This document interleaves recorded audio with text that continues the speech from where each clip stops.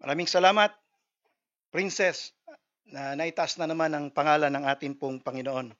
Purihin po natin ang Panginoon sa araw na ito at lalo tigit sa lahat sa isang napakagandang balita na atin pong natanggap mula sa Department of Community Development. Ang TEC po, the Evangelical Church, ay tumanggap ng liham at ito po ang sinasaad sa liham.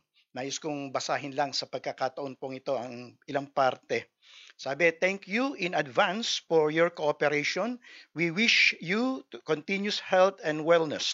We would like to inform you that your place of worship is included on the reopen list starting from today, July 7. Ito po yung araw ng Wednesday no atin pong matanggap. Therefore, we would kindly request you to follow all the precautionary and preventive measures stated in the manual of gradual return procedures guide that sent to you previously to ensure the health and safety of worshippers and to reduce the possibility of transmission of the coronavirus. Tumanggap din po tayo ng isang manual na ito po ay atin pong susundin. Take note po natin itong nakapula sa akin pong slide. In case the procedures issued by the DCD are not followed carefully, then the place of worship will immediately be closed. So, tayo po ay kabilang sa dapat mag-ingat po. Hindi po ito ibig sabihin ay magagawa na natin at open na katulad ng dati. Meron po tayong tinatawag na panibagong new normal.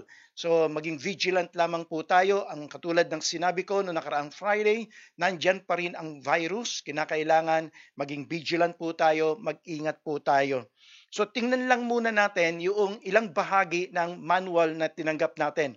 Ito ay nakasaad doon sa third pillars nila. At ang tawag po dito ay pillars of worshipers. Ito po yung ilang mga guidelines. Third pillar, all religion leaders, ang tinutukoy po ay ako at ang mga pastor, Pastor Benhar, si Ate V, at ang ilang pang mga TEC Bisa, on the place of worship, places of worship and worshipers must download Al-Hosan application on their phones. Nagawa na po namin ito at nakatapos na po kaming i-test at ito po ang resulta ng akin pong test. Pangalawa, avoid shaking of hands and greet people from a distance. Maganda yung greetings ngayon sa mga Pilipino. Eksaktong-eksakto. So yun ang i-apply po natin. So wala munang beso-beso, wala munang shaking of hands, wala munang hug o kahit siko man lang. So oobserbahan po tayo. Ang balita ko, magkakaroon po ng tinatawag na mga inspector sa lahat ng mga worship service, mamatyagan po tayo at kapag ka nagkaroon ng violation, sasara uli ang atin pong worship center. Wash your hands and sterilize them thoroughly before and after performing prayers. Wear mask and gloves. So pati pala yung mga gloves ay sa mga worshipers, kinakailangan ay nakasuot din po sa atin.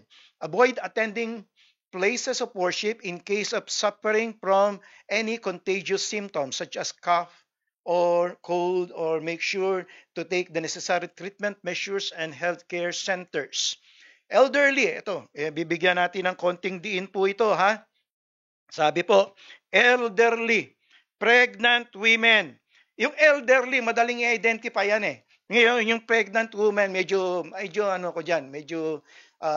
kinakailangan magtiwala tayo. Kinakailangan aminin po natin, maging honest po tayo kung baka buntis ka. So, iwasan po muna natin ang pagdalo dito sa mga gawaing ganito na marami pong mga tao. Dahil meron kasi mga babae, hindi naman po lang naman, illustration lang naman. Meron kasi mga babae, hindi naman pregnant, chubby lang, chubby. Pero pwedeng mag-worship yon, yung mga chubby, pwede po kayo. Pero yung mga pregnant women, hindi po. Children under 12 years old, mga 12 taon pababa po, hindi po pwede. Yung elderly po, yung request po namin sa DCD, kasi hindi sila naglagay ng age. Bagamat sa mga mall, 70, pero sabi nila, hindi daw ganoon ang request sa DCD. So, isinet namin ng 60. So yung pong mahigit 60 po dyan, hindi po muna natin makakasama. Temporary lang naman po yan. Meron namang online streaming po tayo. So, yung pong elderly, pregnant women, children under 12 years old, ay hindi po muna natin makakasama. In the event that the symptoms or infection appear on the individual, ito, madali na to. Siyempre, kukontakin natin yung number. If an individual has been traveling, kung galing sa ibang bansa, no, he or she must remain at home. Yan yung mga ano. So, ito po yung ating pong dapat tatandaan kapag po bumalik po tayo sa center sa darating na July 17 po. Ito po yung makikita po natin, 2 meters by 2 meters po. Tingnan po natin itong larawan ng atin pong bagong simbahan po natin ngayon. Yan po magiging itsura ngayon. Yan po magiging makikita po natin pagdating doon. Tayo magugulat, tayo asawa natin, napakalayo. Sabi na, nag-request kami sa DCD na kung maaari, pamilya, merong group ng pamilya, ayaw nila. Talagang 2 meters by 2 meters po. In-inspect po yan eh. So, ito po yung magiging itsura po niyan. Okay. Nais ko pong sabihin na babalik tayo sa darating na Friday, still magpapatuloy pa rin ang mga streaming po natin. Magkakaroon lang ng konti ng pagbabago sa midday worship natin. Dahil nga, ang ibinigay na time slot sa atin ay 1:15 to 2:15. 1 oras lang ang binigay na time slot po sa atin. So, ito po ay patuloy na ila-live stream po natin. Mapapanood nyo kung kayo po ay nasa mga sarili-sarili nyo pong tahanan. At yung pong mga dati, yung Friday, 8 o'clock, international. Yung pong Bible study, Saturday, 8 o'clock. At yung Tuesday naman po, 8 o'clock. Same pa rin po yan. Parehas pa rin po yan. Gagawin po natin online yan dahil hindi pa tayo pwedeng, unti-unti daw, phase 1 lang daw muna ito eh. So, sana po ay gawin po natin at practice po natin ito upang hindi na mapasara uli ang TEC. Paalaala lamang po sa mga sisimba at sa mga nais ng ipagkaloob yung pong kanilang mga handog, yung kanilang pong mga tithes and offering upang magpatuloy ang gawain ng ating pong church, yung ating pong mga vision, may accomplish po natin, ay maaari na po natin dalhin sa darating na July 17. So, malinaw po yon. Kung kailangan nyo pa po ang detalye, maaari nyo naman po akong tawagan. Okay. Magpatuloy na po kagad tayo sa ating pong pag-aaral ng salita ng ating Panginoon. Nasa last part na po tayo ng ating pong series na pinag-aaralan, Back to New Normal in the Life of the Apostles after the Pentecost. Pinag-aaralan po natin ang Book of Acts. Ang sabi natin, noong ministry ni Jesus Christ, pagkatapos nung siya'y pumunta na sa langit after the resurrection, iniwanan sila ng banal na espiritu ng ating Panginoon. Dumating ito during the time of Pentecost. At simula nung araw na yon, nagkaroon na ng pagbabago ang buhay ng mga alagad. Tingnan po natin kung ano po yung mga naging pattern ng kanila pong buhay. At meron po tayong 4 na themes na pinag-uusapan.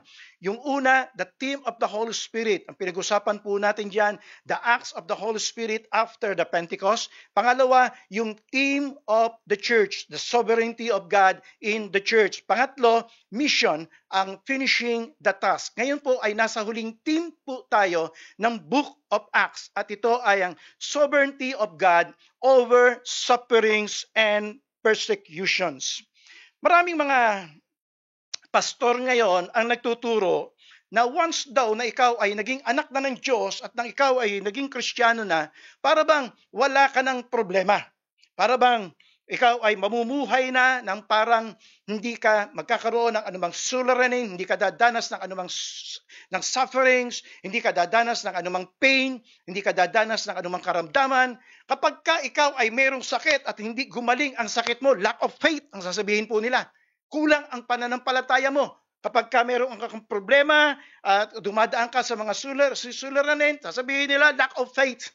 So ako hindi naniniwala po doon, mga kapatid. Ang paniwala ko po ay ito. Bahagi po ng pananampalataya po natin, lilinawin po natin mamaya yan. Dahil nasa fallen world pa rin po tayo Nasa lugar pa rin po tayo na kung saan hindi po ito yung permanent na lugar natin. Impluwensya ng kasalanan, nandirito ang mga sa halo-halo, ang anak ng Diyos, ang anak ng demonyo, ang anak, magkakahalo yan May mga influensya po yan mga sabihin natin, mga evil, mga nabubuhay ayon sa kanilang sarili. Apektado po yung mga Kristiyano dyan. Apektado po yung mga mananampalataya dyan. Kung kaya hindi po natin masasabi na hindi tayo dadaan sa mga pain, hindi tayo dadaan sa sufferings, hindi tayo dadaan sa karamdaman, pero sa lahat ng pagdadaanan po natin ito, ang isang bagay lang ang gagarantiyahan ko kayo. Kasama natin ang atin pong Panginoong Diyos na mayroong purpose kung bakit inaalaw ng Panginoong Diyos ang mga bagay na yan. Kung bakit inaalaw niya ang sufferings, kung bakit inaalaw niya ang mga pains, kung bakit inaalaw niya ang mga persecutions. Mayroon pong dahilan lahat po yan, mga kapatid. At ang napakahalagang truth dito, kasama natin ang atin pong Panginoon. Katulad ng sinabi sa Isaiah chapter 43 verse 2. Sabing ganon, when you go through deep waters, I will be with you. When you go through rivers of difficulty, you will not drown. When you walk through the fire of oppressions, you will not be burned up. The flames will not consume you. Saan ka man ito'y literal to. Pinagdaanan to ng mga unang mga lingkod ng Panginoong Diyos. So, anuman ang pinagdadaanan mo, I will be with you. Ganun din po sa buhay Kristiyano po natin, buhay bilang anak ng ating pong Panginoon. Meron pong darating sa atin ng mga suliranin, meron darating sa ating persecutions, mayroong mga problema na mararanasan po tayo, mayroong mga pain, mga prayer requests na maaring hindi tinugon ng ating tinugon niya pero hindi ipinagkaloob sa atin kung ano yung gusto po natin. Maaring mayroong iba't ibang karanasan po tayo na hindi po natin gusto. Subalit sa lahat ng pagdadaanan po natin, kasama natin ang ating pong Panginoong Diyos. Hindi po tayo iiwanan, hindi po tayo pababayaan. Merong purpose ang sufferings. Merong dahilan kung bakit dumadaan po tayo sa mga sufferings. Ang mga alagad, ang unang mga alagad, ganun din po ang kanila pong pinagdaanan. Particular, mga sufferings and persecution na kanila pong pinagdaanan from day one ng Pentecost. Nandoon na yung persecution sa kanila hanggang sa huling sulat ni Luke sa Acts. Makikita po natin kung paanong ang mga alagad ay dumaan sa iba't ibang mga suliranin, dumaan sa iba't ibang mga pagsubok sa buhay. So, meron po tayong 4 na truths na pag-uusapan. Sinasanay ko na maging maikli yung aking po mga mensahe dahil 1 hour lang yung inilalaang time slot sa atin dun sa TEC. So, sasanayin ko na. Dapat ito 7 Kaya ang ginawa ko, pinagsama-sama ko na lamang po yung iba. Okay, meron po tayong 4 na pag-uusapan truths tungkol sa suffering. Na ang in control sa sufferings po natin, sa mga nararanasan po nating persecutions, ay hindi yung taong pinagmumulan ng sufferings, hindi yung tao na pinagmumulan ng persecutions, kundi ang in control pa rin dito, mga kapatid, ay ang atin pong Panginoon. Tingnan po natin ang 4 na bagay na ito. Number 1, sufferings and persecutions as a part of the fulfillment of the words of Christ. Number 2, sufferings and persecutions as a means of the furtherance of the gospel. Number 3, sufferings and persecutions as a proof of faith and faithfulness of the believers. And number 4, sufferings and persecutions as a means to focus our hope and trust to God alone. Tingnan po natin ang number 1. Sufferings and persecutions as a fulfillment of the words of Christ. Sa Acts chapter 8 verse 1, ang ating pong talata, key passage po natin, Acts chapter 8 verse 1 to 6. Ito po yung kasaysayan ng after ng pagkapatay ni Stephen, pagka-martyr kay Stephen. Sabing ganun dito, si Apostle Paul, ang tinutukoy po dito, si Saul pa ang kanya pong pangalan. Sabi sa Acts chapter 8 verse 1, and Saul approved of their killing him. Tinutukoy si Stephen. On that day, a great persecution. Tingnan niyo. On that day, a great persecution broke out against the church in Jerusalem. Nung araw na yon, after na mapatay si Stephen, dumating ang isang matinding pagsubok, dumating ang matinding persecution sa church. At wala pong iba kung hindi ito ay ang pag-uusig na naranasan ng mga disipulo o naranasan ng mga alagad. Ngayon, Tingnan po natin sa ating pong pag-aaral. Itong persecution na ito ay hindi naman po bago eh. Hindi naman po bago sa bayan ng Diyos. Hindi naman po bago sa mga alagad eh. Alam niyo kung ba, hindi yung pagdating ng persecution, nagulat sina Peter. Oh, ano nangyari to? Bakit nangyayari sa atin? Tinanong ba nila yung sarili niya na ganon? Tinanong ba nila ang Panginoon? Meron po ba kayo nakita sa Acts na nagtanong ang mga alagad ng persecutions kung bakit sila pinipersecute? Wala po tayong makikitang tanong na ganon. Bakit ko sinabing wala po tayong makikita? Sapagkat sang-ayon sa Luke chapter 21 verse 12, inihanda na sila ng atin pong Panginoong Diyos. Inihanda na po sila ng atin pong Panginoong Hesukristo. Bakit? Winar na sila binalaan na sila. Sabi nga sa Acts chapter 21 verse 12. But before all this occurs, there will be a time, sabi nga dito, of great persecution. Kausap nila si Jesus Christ. There will be a time of great persecutions. You will be dragged into synagogue and prisons, and you will stand trial before kings and governors because you are my followers. Siguro, nung una, hindi pa nila naiintindihan yan. Maaaring hindi pa nila nauunawaan yan.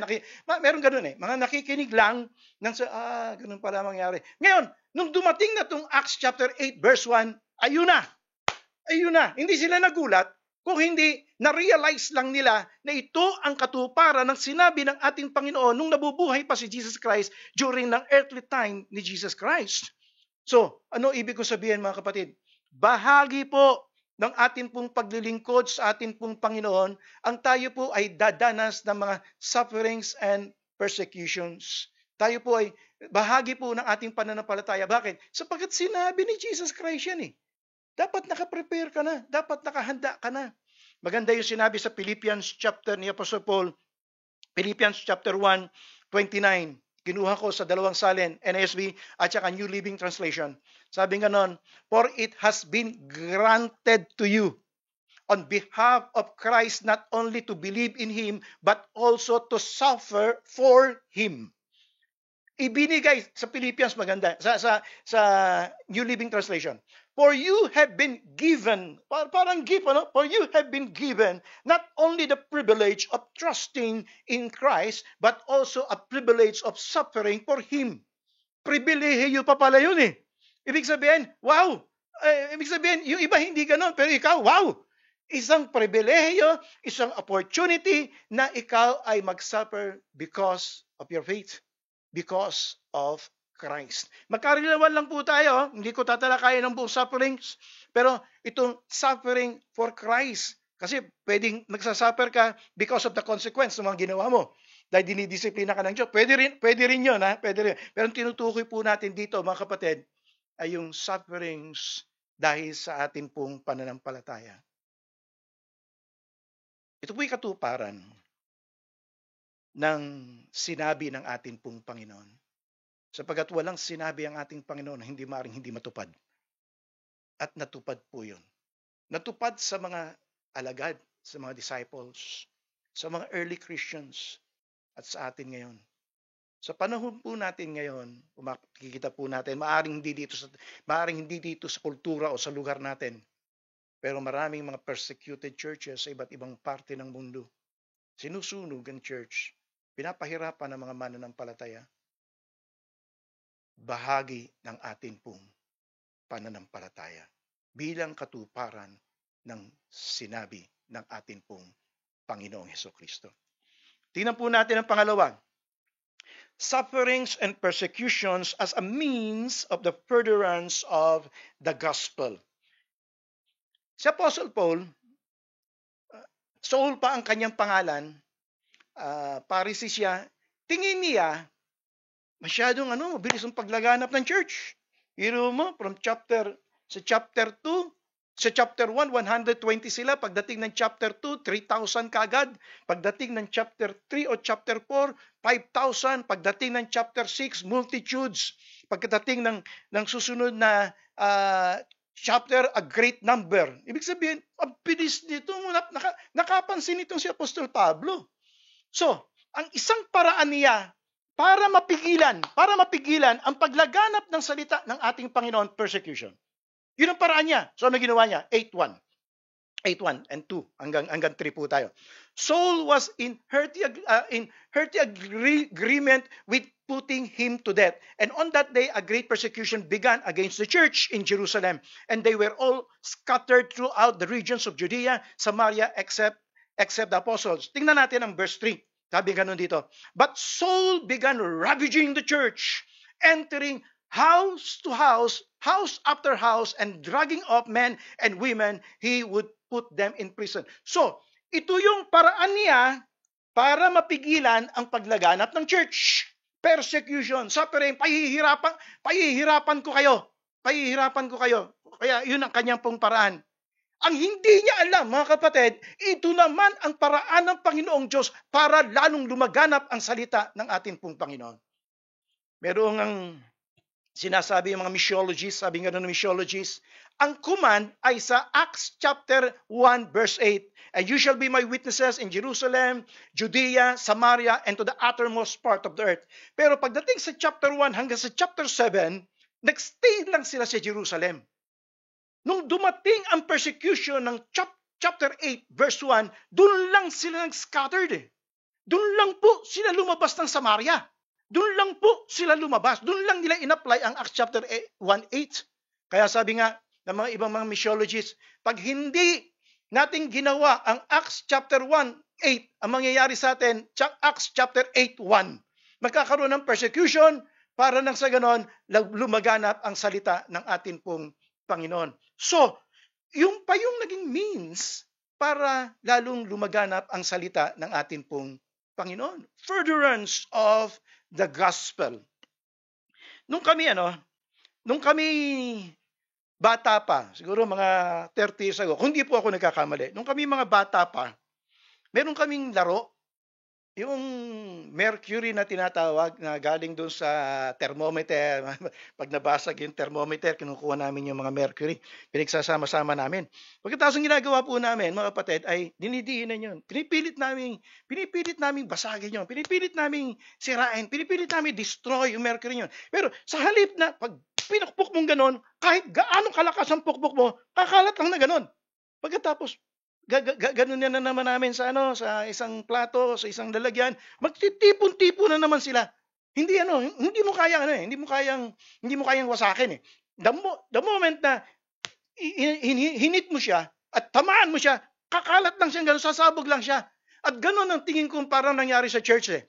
The more na nakakaranas ng persecution, the more na nakakaranas ng suffering ang church, the more na ito ay lalago, the more na ito ay lalaganap, the more na ito ay magpapahayag ng salita ng Panginoon sa iba't ibang lugar. Pag pinag-aralan niyo po ang church history, after Nero, nung panahon ng persecution, matindi kay Nero eh. Nung panahon ng persecution, after noon, nagkaroon ng tinatawag na mga bishop, ng mga ganyan, medyo naglaylo na. Bakit? Sapagkat dineclare na ang Kristyanismo ang magiging official religion. So yung mga Kristiyano, mga mananampalataya, wow, praise God, naging lax na sila. Maraming nagpanggap na kasi kinakailangan para makapasok ka sa government, kinakailangan Christian ka. Lumabas na kayo yung tuloy yung mga iba't ibang mga nagpapanggap na Kristiyano, mga proselyte, mga nagpapanggap lang na hindi sila hindi sila tunay na nakakaroon ng relasyon sa atin pong Panginoon nung nawala yung persecution. Mga kapatid, sabihin ko po sa inyo, hindi ang persecution, hindi ang sufferings ang magpapatigil sa church, sa Ebanghelyo. Kung hindi ito pa yung magiging daan, actually ito po yung naging daan kung paano lumaganap ang salita ng ating pong Panginoon.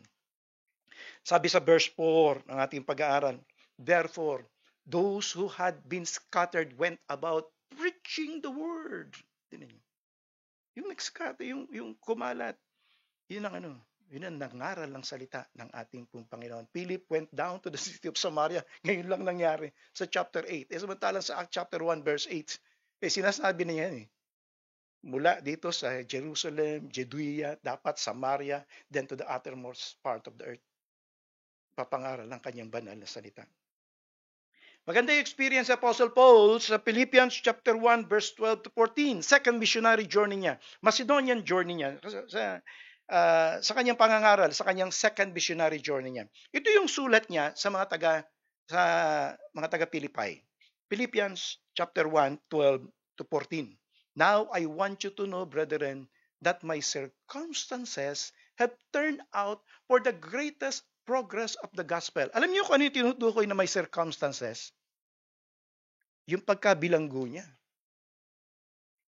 Bilanggo po siya eh. Yati alam kung sa Ephesus yan, hindi tiyak. Pero so that my imprisonment in the cause of Christ has become well known throughout the whole Praetorian Guard and to everyone else. Tuntua si Apostol Pablo.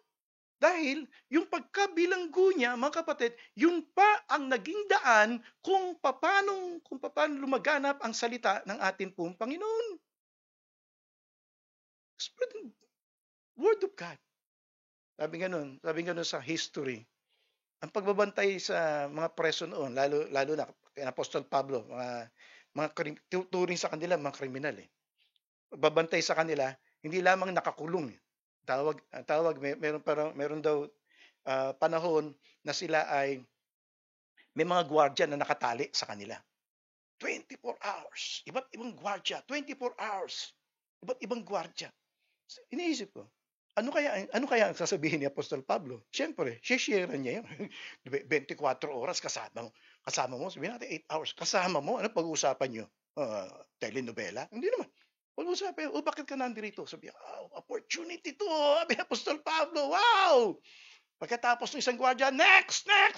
Kaya sabi niya, the whole Praetorian Guard. Ibig sabihin, lahat ng nagrelyebo sa kanya, nakarinig ng Word of God. Nakarinig ng salita ng ating pong Panginoon. Nabahagi na niya ng salita ng ating pong Panginoong Diyos. Kaya sabi sa verse 4, and that most, hindi lang yun eh. Hindi lang yung pagkabilanggo niya ay naging daan para kumalat ang salita ng Diyos sa Praetorian Guard, sa mga Roman soldiers. And the most of my brethren, trusting in the Lord because of my imprisonment, have far more courage to speak the word of God without fear. Haba, lalo pang yung mga mananampalataya, nung marinig ni si Apostol Pablo, ay nabilanggo, sabing gano'n, yun ang naging dahilan kung bakit naging bold sila sa pangangaral ng salita ng Panginoon. Ay naalala ko lang, baka subukan tayo ng Panginoong Diyos. Halimbawa, mabilanggo ako. Dati ako lang nangangaral, kunyari. Pagkatapos nung marinig ako na nabilanggo si Pastor Benji dahil sa pangangaral ng salita ng Panginoong Diyos, naku, mas lalo pang yung mahigit 500 niyang miyembro, lalo pang nag-init at nagpangaral ng salita ng ating pong Panginoon. Yun po nangyari. Hindi yung sufferings, hindi yung persecution ang nagpatigil sa church eh. Sa gospel, hindi yung pa naging dahilan kung bakit lumaganap ang salita ng atin pong Panginoon. Sabi ng isang church historian, writer Tertullian, sabi niya, the blood of the martyrs is the seed of the church. The blood of the martyrs is the seed of the church. Yung mga dugo na dumanak ng mga martyrs, yun pa ang naging buto ng church kung bakit yumabong ang iglesia ng ating pong Panginoon. Tingnan po natin ang pangatlo. Sufferings and persecutions as a proof of faith and faithfulness of the believers. Yun daw yung naging proof. Tingnan natin. Basahin muna natin ang preceding chapter. Ito ay nangyari kay Stephen. Nung si Stephen ay nangaral ng salita ng Panginoon, ang ginawa sa kanya, sabi nga nun, when the members of the Sanhedrin heard this, they were furious and gnashed their teeth at him. But Stephen, full of the Holy Spirit, looked up to heaven and saw the glory of God and Jesus standing at the right hand of God. Look, he said, I see heaven open and the Son of Man standing at the right hand of God.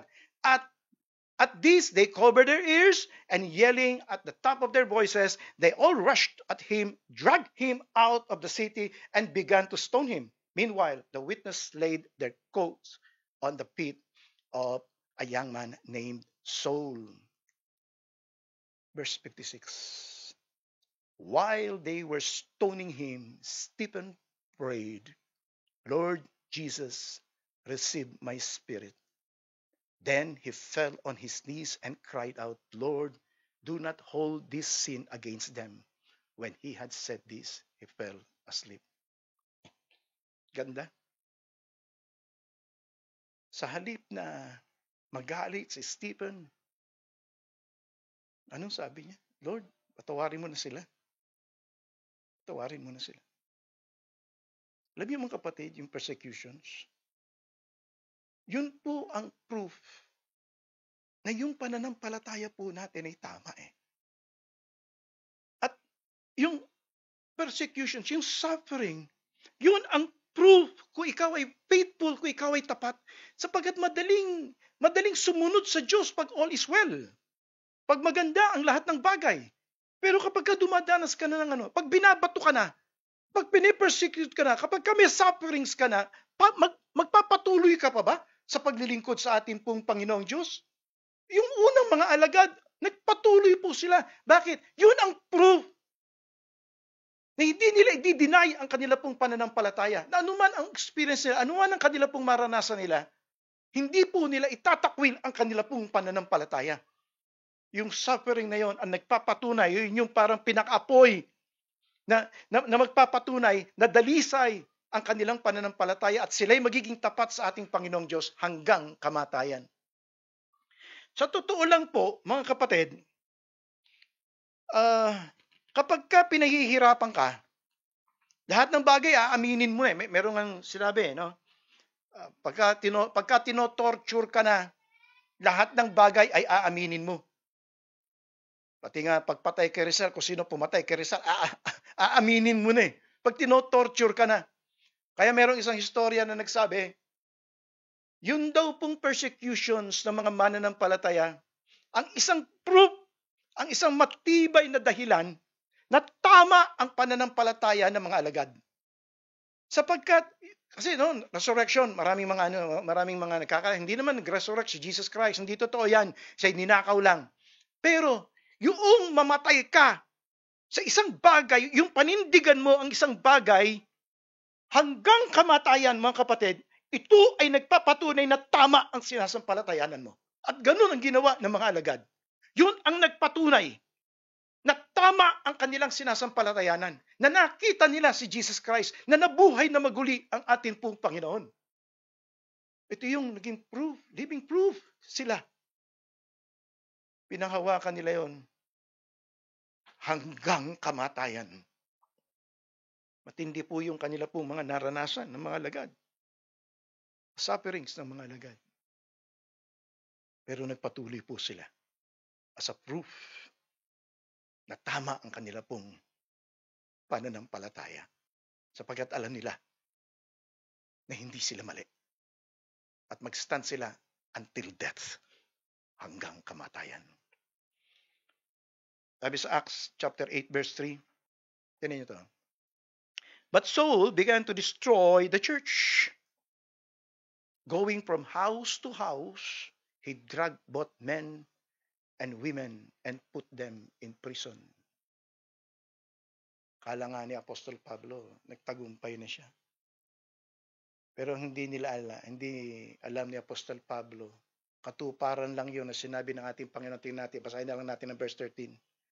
And so, you will bear testimony to me. Dadalhin kayo sa mga sinagoga, dalatiguhin kayo. Ito ang mga mararanasan nyo. Ito yung time na magwi-witness kayo, na magte-testify kayo.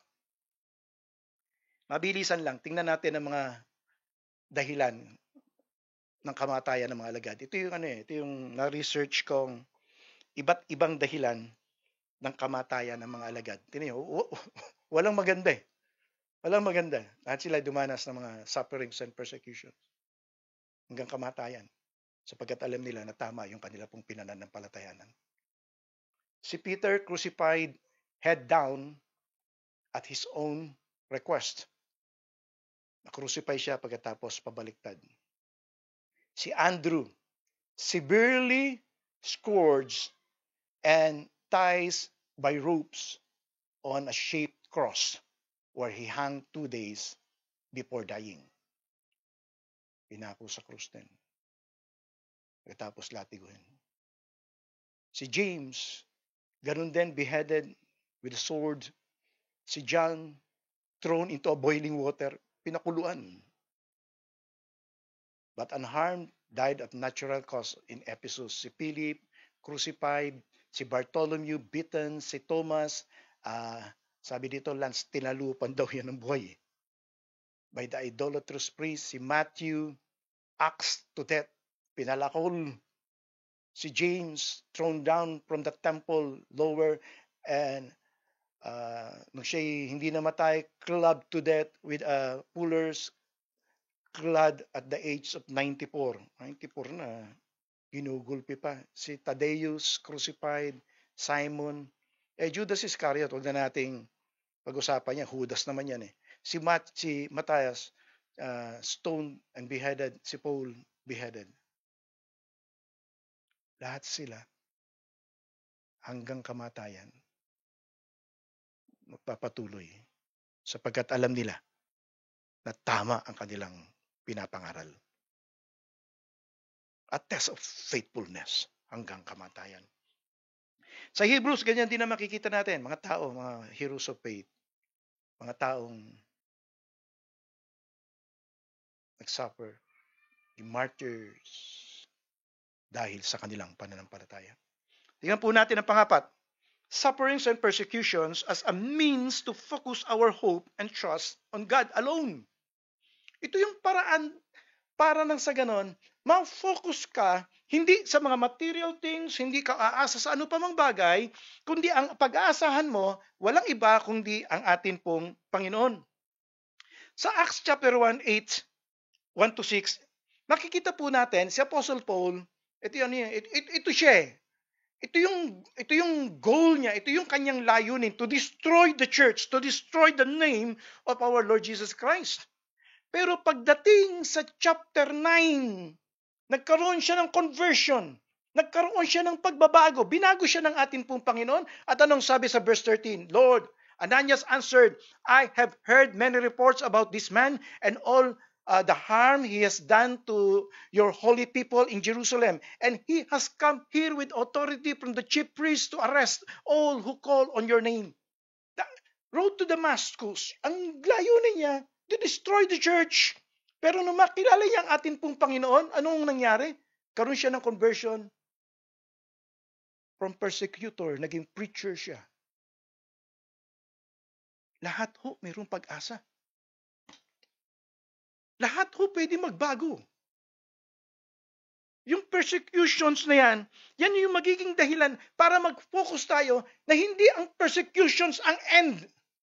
Merong purpose yan eh. Merong dahilan kung bakit dumadanas ka ng sufferings and persecution. It's not the end. Kung ano yung purpose ng Panginoon. Ang purpose wala ng Panginoon Diyos kay Apostol Pablo. Pablo, gagamitin kita. Ikaw ang magpapahayag ko ng aking salita. Pagkatapos gagamitin kita hanggang sa pinakamataas. Hanggang kay Caesar. At ganun nga po ang nangyari. Nagapil siya kay Caesar, kay Festus, kay Pilis, kay Agrippa, hanggang kay Caesar. Para maipahayag ang salita ng ating pong Panginoong Diyos. But the Lord said to Ananias, Go, this man is my chosen instrument to proclaim my name to the Gentiles and their kings and to the people of Israel. I will show him how much he must suffer for my name. Pakikita ko sa kanya kung ano mga sufferings sa kanyang mararanasan, alang-alang dahil sa pananampalataya niya sa akin. Mga kapatid, dito makikita po natin na mayroong purpose. Hindi po ang in control ay ang sufferings. Hindi ang in control ay yung mga persecution. Hindi ang in control yung mga persecutors. Hindi. Si Lord, inaalaw niya po yan. Meron siyang purpose, meron siyang dahilan. At ito ay para sa pagpapalaganap ng kanyang banal sa salita. Ito ay para mangyari kung ano ang purpose ng atin pong Panginoon. Magwakas tayo sa isang ilustrasyon. Siguro narinig nyo na ang istorya ni Stephen Lungu, isang na taga Zimbabwe. Ito yung title nung kanyang istorya, nung kanyang patotoo. Stephen Lungu, Zimbabwean gang member, the followers of Christ. Siya ay panganay na anak ng isang teenage mother, 14 years old ang kanyang ina nung siya ay panganak. Dahil sa hindi naging maganda ang pagsasama ng kanyang mga magulang, 3 years old siya, kasama yung kanyang dalawang kapatid, isang kapatid na lalaki at isang kapatid na babae, ay iniwan ng kanyang ina sa kalsada. Sabi, babalik lang ako, diyan lang kayo, babalik ako. 2 oras nagantay ang mga bata, hindi bumalik. Si Stephen Lungu at ang kanyang kapatid na lalaki ay nagpunta sa orphanage. Yung kanyang anak na yung babae ay pinaalagaan sa hindi ko alam kung saan pinaalagaan. At the age of 11, tumakas siya sa orphanage. Nabuhay bilang isang gang member. Ang pangalan ng gang niya ay Black Shadows, mga komunista na naghahasik ng lagim, naghahasik ng terror sa Zimbabwe. Isang araw, ang goal ni Stephen Lungu ay yung may hatred siya sa Diyos eh. Na yung isang evangelistic meeting ay taniman niya ng bomba. Pagkatapos, pasasabugin nila yung bombang yun para maraming mamatay.